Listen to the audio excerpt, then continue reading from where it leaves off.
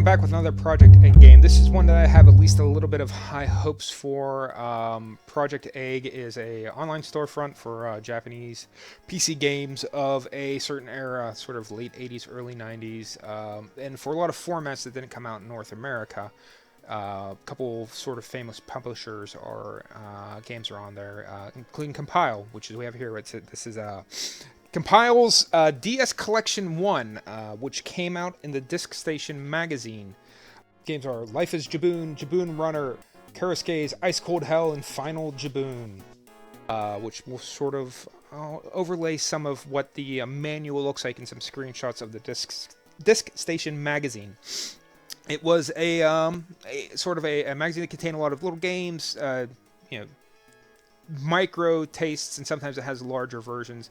A bunch of the games on Project Egg are from the disc collections, so they tend to be sort of little game bites, little, in some cases, almost interactive wallpapers, and for not a insignificant amount of money.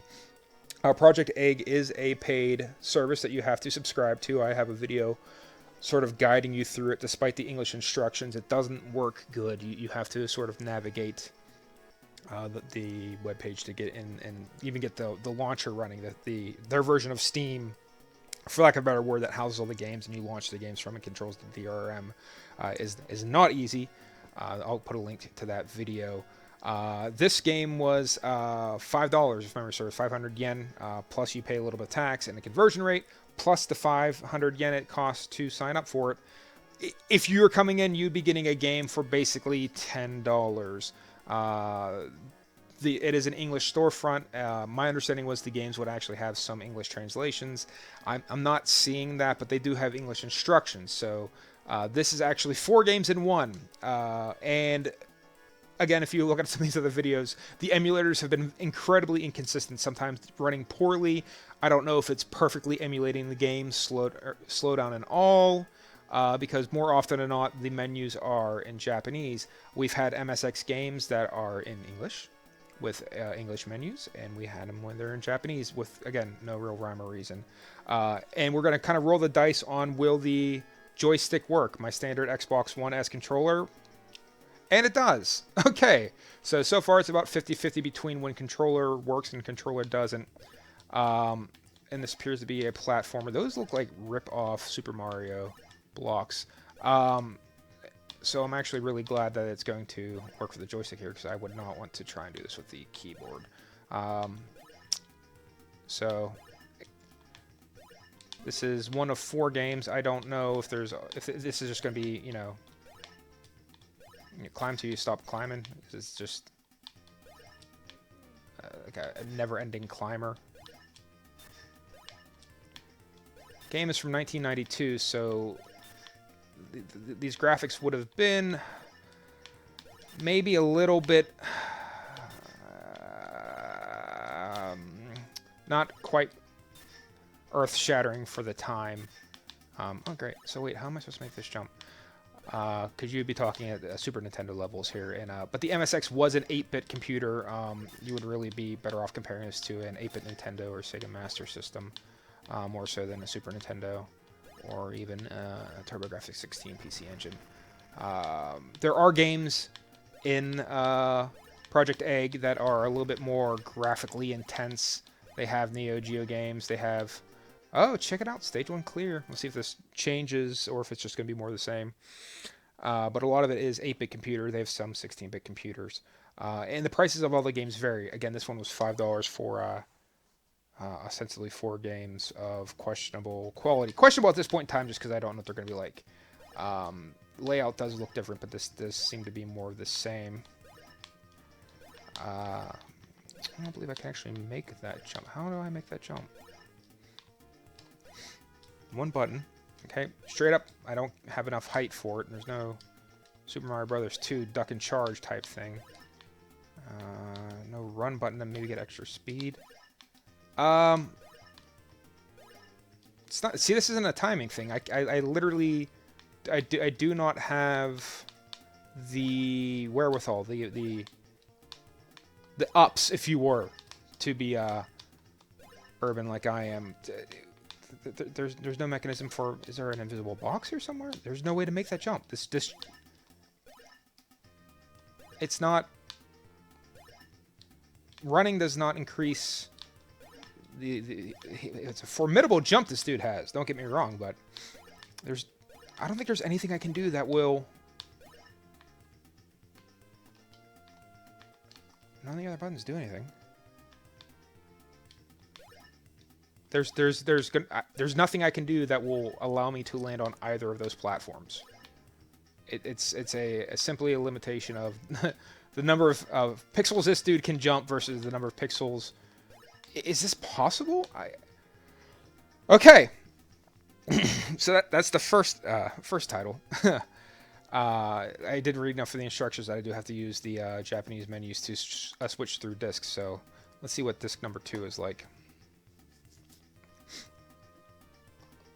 Is the game trolling me? What is disc number 2 like? Well, maybe we have to restart.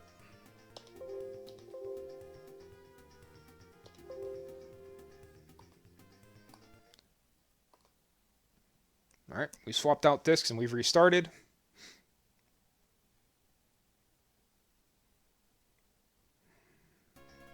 And it is a different game. Okay, so they're using the actual... For some reason, they software emulated 4 discs, and each game is on a separate disc. Maybe that's why this has a different emulator. I don't know. 1991 compile, which is funny because according to Project Egg, this came out in 92. Maybe it came out late in the year. All right, so let's see here. Joystick's still working. Thank God for that. Buttons do nothing. What exactly... What's going on here? Do I have to avoid, or do I have to... I'm assuming I have to avoid. But in favor of what? Alright, so I'm guessing... Do I have to get him? No, I definitely don't want to run into the pig. The buttons do nothing. That dude's gonna explode. Do I just have to survive? I mean, is it just gonna be like... Floor 4 left. They cornered me, okay.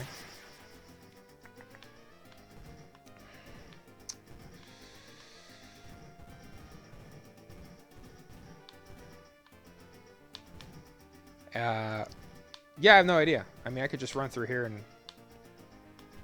I mean, if it's just like they can't catch me, I mean... Look, I know this is an old game, but I could pen these motherfuckers in and they'll never get a hold of me. You know, I played 8-bit games. They'll never get me. So, like, watch. We'll just be like, Zabu, right? Oh, shit, he got out. Alright. Be like, Zabu. Good. And they'll literally never get me, so they can't get... So, the point of the game is that one dude disappeared. We saw it. You saw it. I got 20 points for that one guy floating away. It's not running them into each other. I haven't tried hitting the... Yep, I don't want to run into him. Doesn't seem like you need to actually smack them with the doors. Of course, we have instructions in English. But precisely what the goal is, the instructions do not directly relay. I really want this one game to be good. If only because I laid out money for it. The free ones, they can be bad. And actually, so far, the free ones have been the better of the games. Xanac was a pretty good little game. Xanac EX didn't run great by any stretch of the imagination, but was not bad. The games that I've paid for and have played so far have... especially compared to what you can get for $5. Again, ignoring the fact that I paid the subscription fee that you can get for $5 on Steam. It's not really the same deal. I gotta sort of... Do I have to maybe pen them in? Like, Alright,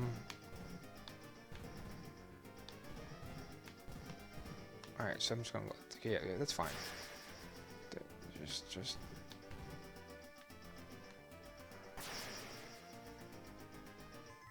Game over. It's a good font.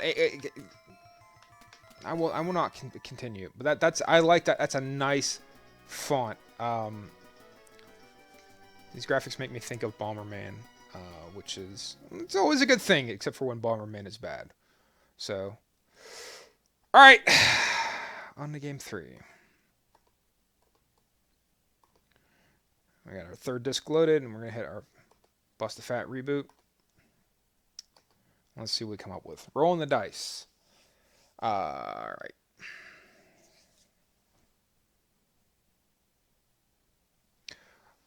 Impressive fonts.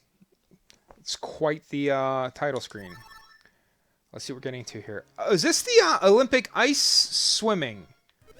Like a Frogger thing. Love the graphics. I can't get enough of these graphics. These are awesome.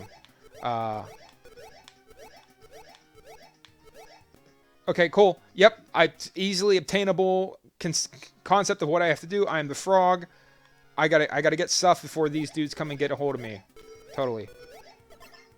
And I don't want to go in the water. Okay, so kids, frogs cannot go in water. I picked up a jacket. I don't know if that was with points or just kind of like a Frogger. But control-wise, it's fast. This is a slick, very quick, tight controlling game. In stark contrast to some of the other titles that I've been able to pick up on Project Egg. I wasn't paying attention. This is nice. I can see me playing this. I need to learn a little bit more about this. There was a game I remember reading about that was someone's Olympic swimming. It looked a little bit like this in a screenshot, but I don't know if it was that or not.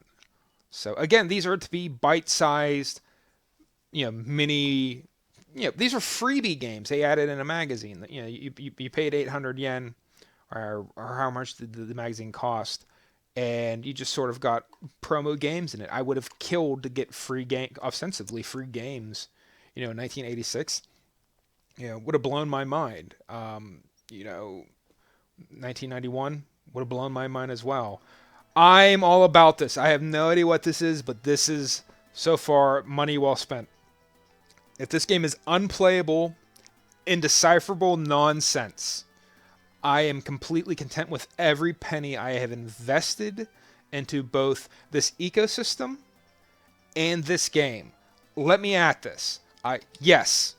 Whatever this is, I take back everything I've said about Project Egg, the emulators, the value proposition, just that screen alone. Although I appear to be the only man with a penis tank, the other ones seem to be garden variety, bog standard tanks. But if this is a two-player, this is like combat. Oh, we got fuel. Fuel's running low. Oh, okay, missiles. All right, so we got weapon upgrades. It's basically deathmatch. It's 1991 deathmatch. Oh, we got there. I'm into this. Okay, what we got? Oh, squirrely. Okay, so double missiles. Nope. Looks just like a cannonball. Okay. Is there any end in sight, or is this just until you die? It does. Fuel is definitely counting down. Stage clear. All right, so maybe it isn't necessarily running around non-stop as well. Oh, I can lay, I don't know, smoke? Mines? Here's a dude with a penis tank. All right, let's go, game. I'm going to have to get these graphics into something. You got heart.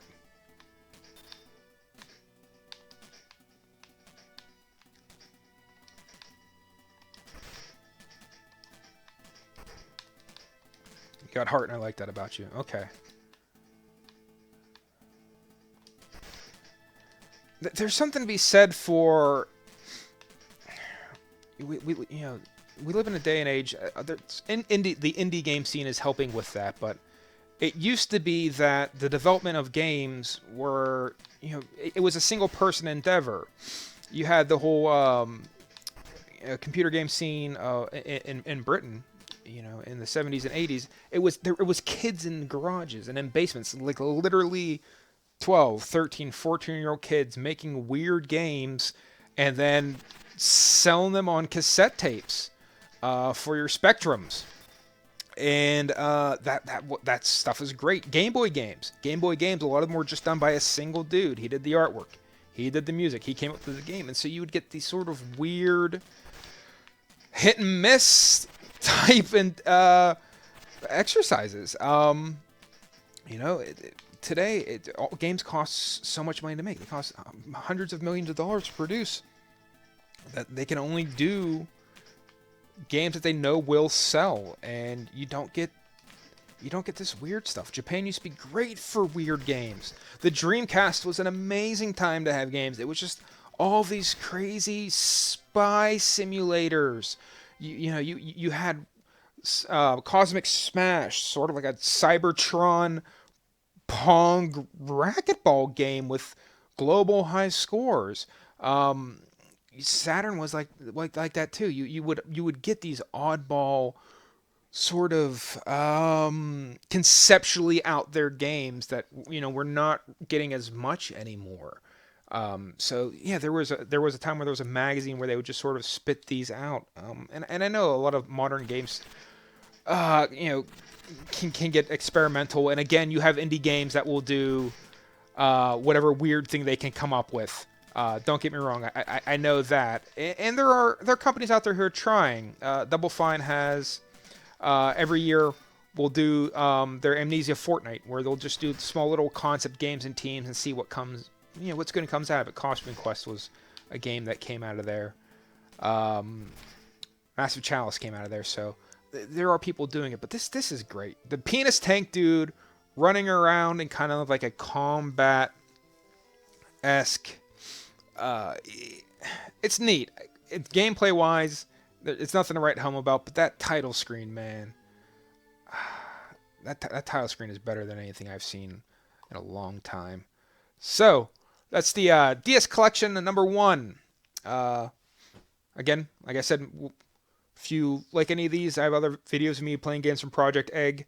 This has been the first one where I'm kind of happy I spent the money, even though it was just for basically a title screen. I'll go back and read the instructions some more, or maybe I can figure out that second game. I don't know. But if you want to get involved in Project Egg, I got a video where you can sign up for it. And if not, I don't blame you. But this was a good one. I'm happy this one happened. So the third game, Kerosuke's Ice Cold Hell. How I mentioned I thought it looked like another game that was on Project Egg. It totally is. It is the same game, and it's available for 600 yen. This whole collection of all 4 games only cost 500, and this isn't even the only instance of it. There's also Nyanpi. There's Nyanpi and the Nyanpi Collection, both of which are 500 yen. Nyanpi Collection includes Nyanpi, the 40 levels that it had originally, plus 200 fan-made levels. So yeah, be very careful if you do decide to venture into the store about exactly what you're buying. It seems like there's not a whole lot of rhyme or reason to the pricing, and you could even get multiple the same version of a game plus extra for less money in the case of the DS Collection, or the same amount of money as far as Nyanpi is concerned. So, caveat emptor.